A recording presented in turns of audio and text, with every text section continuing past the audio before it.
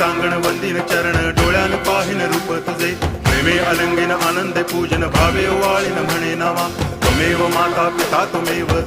बंधुश्च सखा त्वमेव विद्या तरुणं त्वमेव सर्वं मम देव कायेन वाचा मनसेन्द्रियैर्वा बुद्ध्यात्मना वा प्रकृति स्वभावात् करोमि यद्यत् सकलं परस्मै नारायणायति समर्पयामि अच्युतं केशवं रामनारायणं कृष्णदामोदरं वासुदेवं हरि गिरिधरं माधवं गोपिकावल्लभं जानकीनायकं रामचन्द्रं भजे हरे राम राम